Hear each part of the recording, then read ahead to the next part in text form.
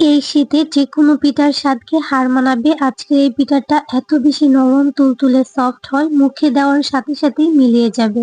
আসসালামু আলাইকুম everyone, welcome back to my channel. আজকে আমি বানাবো দুধ পাকন পিঠা। দুধ পাকন পিঠা বানাতে যেয়ে অনেকেই কিন্তু অনেক সমস্যায় পড়েন। পিঠাগুলো শক্ত হয়ে যায়, ভিতরে রস ঢুকে না। পিঠাগুলো দুধে ভিজানোর পর পিঠাগুলো উপর থেকে ফেটে যায় কিন্তু ভিতরটা শক্ত থাকে। এই পিঠাগুলো আটা, ময়দা অথবা চালের গুঁড়ো কোনটা দিয়ে বানালে একদম পারফেক্ট হবে? এক কথায় A to Z রেসিপিটা শেয়ার করেছি।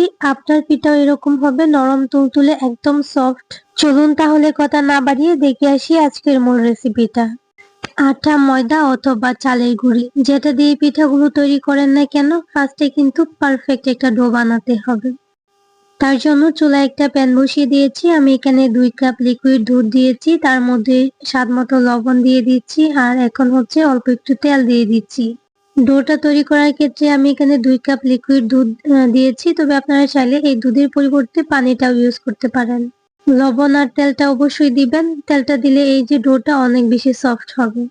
যখন দেখবেন দুধটা ঠিক এভাবে বলক চলে আসছে বা পানিটা, তখন এর মধ্যে আটা, ময়দা অথবা চালের গুঁড়ি যেটাই দেন যে কোনো একটা দিলেই হবে।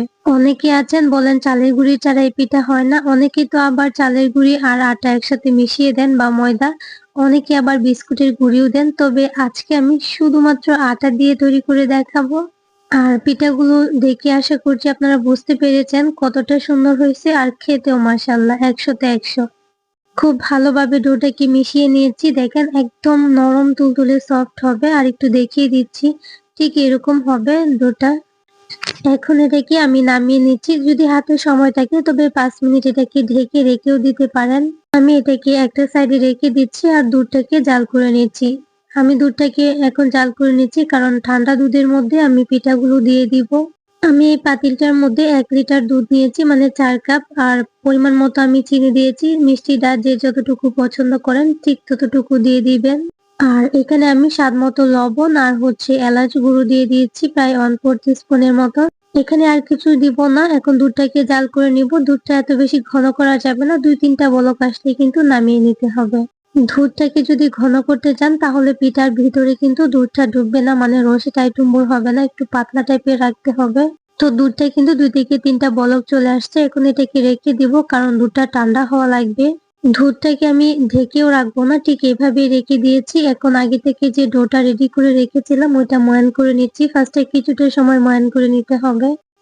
এই পিঠার ক্ষেত্রে পিঠাগুলো যাতে ফেটে না যায় তার জন্য ডোটাকে যতটা সম্ভব পারেন ময়ান করে নেবেন একটু সময় নিয়ে। আমি যেভাবে ময়ান করেছি দেখে নিশ্চয়ই বুঝতে পারছেন, বেশ কিছুটা সময় নিয়েই করেছি। তো এই পর্যায়ে এসে আমি আগে থেকে একটা ডিম কিন্তু একটা বাটিতে ফেটিয়ে রেখেছি। এই ডিমের অর্ধেকটা দিয়ে দিচ্ছি, তবে ডিমটা অবশ্যই রুম টেম্পারেচারের হতে হবে। সাথে অল্প একটু তেল আর ঘিয়ের মিশ্রণ দিয়ে দিচ্ছি। ঘি আর তেল একসাথে 2 টেবিল চামচের মতো প্রায় মিশিয়ে রেখেছি। চাইলে শুধু ঘি অথবা শুধু তেল দিয়েও করতে পারেন। প্রথম অবস্থায় ঠিক এরকম দেখা যাবে, কিন্তু না, মাখাতে মাখাতে দেখবেন ডোটা একদম ঠিকঠাক হয়ে গেছে। কিছুক্ষণ পর পর কিন্তু আমি অল্প তেল আর যে ঘিয়ের মিশ্রণটা আছে ওটা দিয়ে দিচ্ছি। আর মাখাতে মাখাতে দেখেন ডোটা ঠিক এরকম হবে। এরকম হলে আপনার পিঠাগুলো একদমই ফাটবে না, একদম সফট হবে, তুলার মতো একদম নরম। তো কথা বলতে বলতে আমি কিন্তু বেশ কিছু পিঠা বানিয়ে নিয়েছি, এখন আপনাদের সাথে শেয়ার করছি। এগুলা বানানো খুবই সহজ। আমি কিন্তু এত কঠিন ডিজাইন করি নাই, একদম সিম্পল একটা ডিজাইন করেছি, আর এটাই কিন্তু বেশ ভালো লাগছে দেখতে। আর এই ডিজাইনটা করার জন্য কোনো রকম সাঁচের প্রয়োজন নাই, একদম হাতের কাছে থাকা যে আমাদের কাঁটা চামচগুলো আছে ওইগুলা দিয়ে তৈরি করা যায়। ফার্স্টে আমি এরকম করে বড়ার মতো করে সবগুলা লেচি বানিয়ে নিয়েছি। এতে করে পিঠাগুলো বানাতে খুব সহজ হয় আর কি, কাজটা তাড়াতাড়ি হয়ে যায়। তো এইভাবে প্রথমে একটা গোল করে নিচ্ছি, তারপর এভাবে চাপ দিলেই কিন্তু ঠিক এরকম হয়ে যাবে। তো এখন হচ্ছে আমি আপনাদেরকে ডিজাইনটা দেখিয়ে দিচ্ছি। আমি এখানে একটা কাঁটা চামচ নিয়েছি। কাঁটা চামচ দিয়ে অথবা টুথপিক দিয়েও কিন্তু ডিজাইনটা করতে পারেন।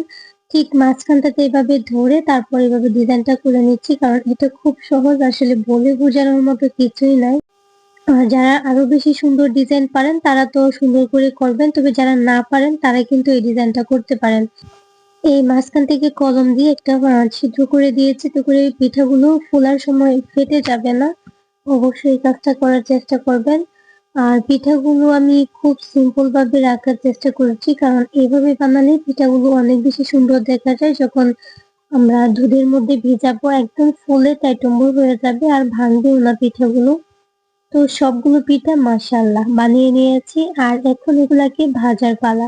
পিঠাগুলো ভাজার জন্য চুলায় একটা প্যানে আমি পর্যাপ্ত তেল গরম করে নিয়েছি। অবশ্যই বেশি তেলের মধ্যে পিঠাগুলো ভেজে নিতে হবে, মানে ডুবো তেলের মধ্যে।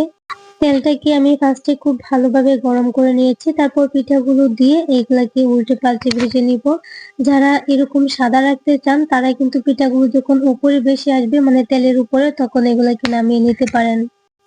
তবে আজকে আমি পিঠাগুলো একটু ব্রাউন কালার করে ভেজে নিব, একদম কড়া করে ভেজে নিব। তো দেখেন পিঠাগুলো ভাজার সময় এত বেশি সুন্দর একটা কালার আসছে, মাশাআল্লাহ। এভাবেও কিন্তু পিঠাগুলো খাওয়া যায়, অনেক বেশি ভালো লাগে। ঠিক এই পর্যায়ে এসে পিঠাগুলো সংরক্ষণ করেও রাখতে পারেন আপনারা, যে কোনো সময় দুধে ভিজিয়ে নিতে পারেন।